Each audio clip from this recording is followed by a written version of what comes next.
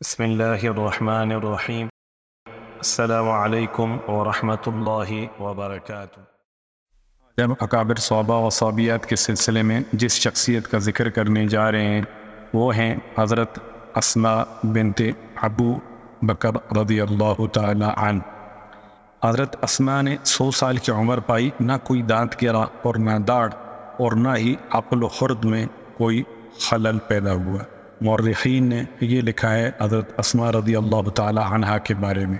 اس صحابیہ رضی اللہ تعالی عنہ نے تمام اطراف سے مجد و شرف جمع کر لیا۔ وہ اس طرح کہ اس کا باپ صحابی، اس کا دادا صحابی، اس کی بہن صحابیہ، اس کا خاوند صحابی اور اس کا بیٹا صحابی۔ بلا شبہ یہ شرف ان کے لیے باعث فخر ہے۔ اس کا باپ صدیق اکبر تھا، جنہیں زندگی میں رسول اکرم صلی اللہ علیہ وسلم کا خلیل اور وصال کے بعد ان کا خلیفہ بننے کا اعزاز حاصل ہوا۔ ان کا دادا ابو قحافہ رضی اللہ عنہ صدیق اکبر رضی اللہ عنہ کا گرامی قدر والد تھا۔ اس کی بہن ام المؤمنین حضرت عائشہ صدیقہ رضی اللہ تعالی عنہ تھی۔ اس کا خاوند حواری رسول حضرت زبیر بن عوام رضی اللہ عنہ تھے، اور اس کا بیٹا حضرت عبداللہ بن زبیر رضی اللہ عنہ تھا۔ یہ سب اللہ تعالیٰ کی پسندیدہ ہستیاں تھیں، اور مختصراً یہ ہیں حضرت اسماء بنت ابی بکر رضی اللہ عنہ اور بس۔ حضرت اسماء رضی اللہ عنہ ان خوش نصیب خواتین میں سے ہیں جنہیں سب سے پہلے اسلام قبول کرنے کا شرف حاصل ہوا۔ ان سے پہلے صرف 17 مرد اور عورتیں مشرف با اسلام ہوئے۔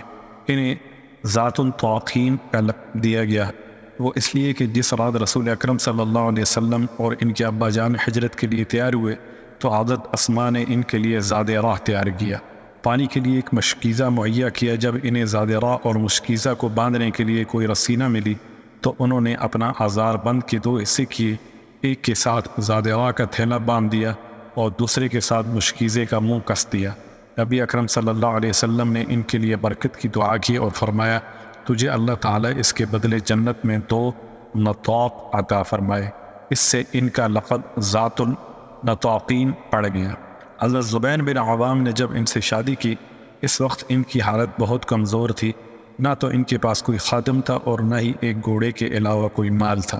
یہ ان کے لیے بڑی نیک اور خدمت گزار بیوی ثابت ہوئیں، ان کا بھی خیال رکھتی اور ان کے گھوڑے کے لیے چارے کا بھی بندوبست کرتی، یہاں تک کہ اللہ سبحانہ و تعالیٰ نے ان کے لیے رزق کے دروازے کھول دیے اور یہ صحابہ میں بہت زیادہ مالدار بن گئے۔ جب حضرت اسماء رضی اللہ عنہ کو مدینہ منورہ کی طرف ہجرت کرنے کی فرصت ملی، اس وقت یہ حاملہ تھی اور وضع حمل کے دن بالکل قریب تھے، لیکن یہ کیفیت دشوار گزار اور طویل سفر اختیار کرنے میں رکاوٹ ثابت نہ ہوئی۔ جب یہ وادی قباء میں پہنچی تو انہوں نے اپنے بچے عبداللہ بن زبیر کو جنم دیا۔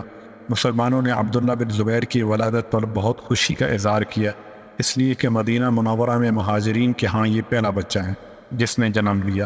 والدہ اس نومولود کو گود میں اٹھا کر رسول اکرم صلی اللہ علیہ وسلم کی خدمت میں حاضر ہوئیں اور آپ نے اسے اپنی گود میں لیا، اپنے مبارک لعاب دہن کی بچے کو گوٹھی دی اور اس کے لیے خیر و برکت کی دعا کی۔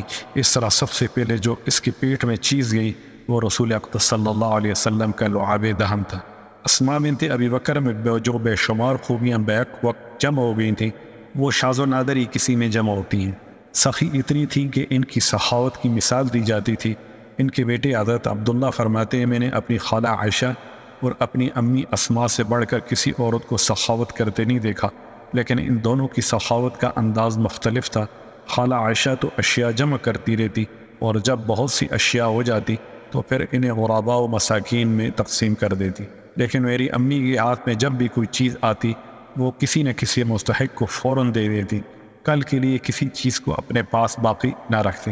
حضرت اسماء رضی اللہ عنہ بڑی زیرک اور دانشمند خاتون، تنگ و ترش حالات میں نہایت عقل مندی سے تصرف کیا کرتی تھی۔ جب صدیق اکبر رضی اللہ عنہ رسول اکرم صلی اللہ علیہ وسلم کے ہمراہ ہجرت کے لیے نکلے تو اپنے ہاتھ اور ساتھ اپنا سارا مال لے گئے۔ وہ تقریباً 6000 درہم تھے۔ اپنے اہل و عیال کے لیے کچھ نہ چھوڑا۔ جب ان کے بوڑھے باپ ابو قحافہ کو کوچ کر جانے کا علم ہوا، وہ ابھی مسلمان نہیں ہوئے تھے، وہ ان کے گھر آئے اور حضرت اسماء سے کہا، بخدا میرے بیٹے نے تمہارا مالی نقصان بھی اسی طرح کیا ہے جس طرح اس نے اپنا جانی نقصان کیا ہے۔ حضرت اسماء رضی اللہ عنہ فوراً بولی، نہیں ابا جان، وہ تو ہمارے لیے بہت سا مال چھوڑ کر گئے ہیں۔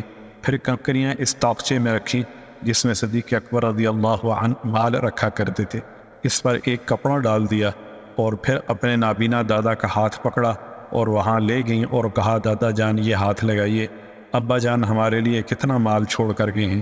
انہوں نے اپنا ہاتھ لگایا اور فرمایا، خوب، اگر اتنا مال چھوڑ گئے تو پھر کوئی پرواہ نہیں، اس نے بہت اچھا کیا۔ حضرت اسماء نے چاہا کہ دادا جان کو تسلی ہو جائے، اور دوسرا مقصد یہ تھا کہ کہیں دادا جان ترس کھا کے اپنے پاس سے مال مجھے عطا نہ کر دیں۔ میں ان کا مال لینا نہیں چاہتی تھی کیونکہ وہ ابھی تک مسلمان نہیں ہوئے تھے، اور میں کسی بھی غیر مسلم کا مال استعمال نہ کرنا چاہتی تھی، اگرچہ وہ میرا دادا ہی کیوں نہ۔ اگرچہ تاریخ نے حضرت اسماء بنت ابی بکر رضی اللہ عنہ کے بیشتر واقعات کو بلا دیا، لیکن ان کی دانشمندی، محتاط طبیعت اور ایمانی قوت کا وہ مظاہرہ کبھی نہیں بلا سکتی، جبکہ انہوں نے اپنے بیٹے سے آخری ملاقات کی تھی۔ ہوا یہ کہ یزید معاویہ کی وفات کے بعد حضرت عبداللہ بن زبیر رضی اللہ عنہ کے ہاتھ پر بیعت خلافت کی گئی۔ حجاز، مصر، عراق، خراسان اور ملک شام کے اکثر و بیشتر علاقے ان کی زیر قیادت آ گئے، لیکن بنو امیہ تھوڑے ہی عرصے بعد حجاج بن یوسف کی قیادت میں ایک لشکر جرار لے کر مقابلے کے لیے روانہ ہوئے۔ دونوں گروہوں میں زبردست مارکہ آرائی ہوئی، اور بیشتر مواقع پر حضرت عبداللہ بن زبیر ایک بہادر شاہ سوار کی مانند حملہ آور ہوئے اور کامیابی سے ہمکنار ہوئے، لیکن ان کے ساتھی آہستہ آہستہ انہیں چھوڑ کر لشکر سے الگ ہونے لگے۔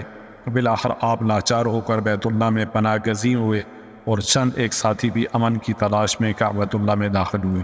شہادت سے چند ساعتیں پہلے اپنے بوڑھی والدہ حضرت اسماء کے پاس آئے۔ انتہائی بڑھاپے کی وجہ سے ان کی بینائی بھی ختم ہو چکی۔ والدہ کی خدمت اقدس میں عرض سلام کیا۔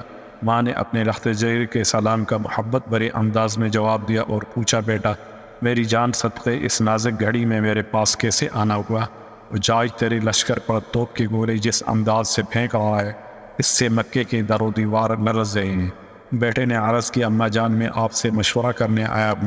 پوچھا، بیٹا کس سلسلے میں مشورہ مطلوب ہے؟ عرض کیا، لوگوں نے مجھے رسوا کیا، کچھ لوگ حجاج سے خوفزدہ ہو کر اور کچھ مراعات کے لالچ میں آ کر مجھے چھوڑ گئے، یہاں تک کہ میرے بیٹے بھی مجھ سے الگ ہو گئے۔ اب میرے ساتھ صرف چند ایک ساتھی رہ گئے ہیں، اور وہ بھی 2 گھنٹے سے زیادہ میدان میں ٹھہر نہیں سکیں گے۔ اس نازک گھڑی میں بنو امیہ کی جانب سے قاصد میرے پاس آئے، اور انہوں نے یہ پیشکش کی کہ جو کچھ بھی مال و دولت لینا چاہتے ہو لے لو، لیکن ہتھیار پھینک دو اور عبد الملک بن مروان کے ہاتھ پر بیعت کر لو۔ اماں جان آپ کی کیا رائے ہے؟ والدہ نے گرجدار آواز میں کہا، بیٹے عبداللہ، تم اپنے بارے میں خوب اچھی طرح جانتے ہو، جو جی میں آئے کرو، لیکن میری بات غور سے سنو۔ اگر تم اپنے آپ کو حق پر سمجھتے ہو اور لوگوں کو حق کی طرف دعوت دیتے ہو تو اسی طرح صبر سے کام لو جس طرح تیرے جھنڈے کے نیچے ساتھیوں نے صبر و تحمل کا پیکر بن کر جام شہادت نوش کیا ہے۔ اگر تم نے دنیا کو اپنا مقصد بنا لیا تو تم بہت برے انسان ثابت ہوگے اور تباہ و برباد ہو جاؤ گے۔ بیٹے نے عرض کیا، اماں جان مجھے آج لازماً قتل کر دیا جائے گا۔ والدہ نے ارشاد فرمایا، حجاج بن یوسف کے آگے سر تسلیم خم کرنے سے یہ کہیں بہتر ہے کہ تو جام شہادت نوش کر لے، ورنہ بنو امیہ کے لوڈے تجھے کھلونا سمجھ کر اپنا دل بہلائیں گے۔ عرض کی، اماں جان میں مرنے سے تو نہیں ڈرتا، البتہ اگر مجھے خوف ہے تو صرف یہ کہ وہ میری لاش کا حلیہ بگاڑ دیں گے۔ والدہ نے ارشاد فرمایا، قتل ہو جانے کے بعد بھلا کس چیز کا ڈر باقی رہ جاتا ہے؟ بکری جب ذبح ہو جاتی ہے تو اس کے گوشت کو سلاخوں میں لگا کر آگ پر رکھا جائے تو اس کو کوئی تکلیف نہیں ہوتی۔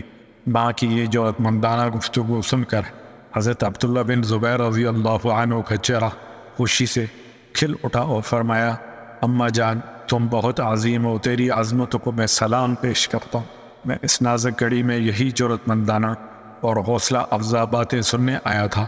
میں نے جو کچھ سنا مجھے بالکل یہی توقع تھی۔ اللہ جانتا ہے میں بزدل نہیں اور نہ ہی میں اتنا کمزور ہوا ہوں۔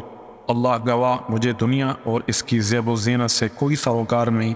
اماں جان اب میں اسی راہ پر جا رہا ہوں جو تیری پسندیدہ راہ ہے۔ اماں جان جب میں قتل ہو جاؤں تو غم نہ کرنا اور اپنا معاملہ اللہ کے سپرد کر دینا۔ والدہ نے کہا، مجھے غم تو اس صورت میں لاحق ہوتا اگر تم راہ باطل میں قتل کیے جاتے۔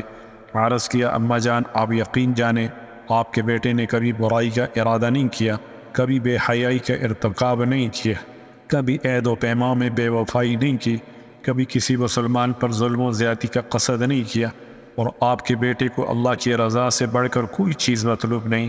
اللہ جانتا ہے میں یہ باتیں خود ستائی کے لیے نہیں کر رہا، میں یہ باتیں محض اس لیے کر رہا ہوں تاکہ آپ کو میرے متعلق تسلی ہو جائے۔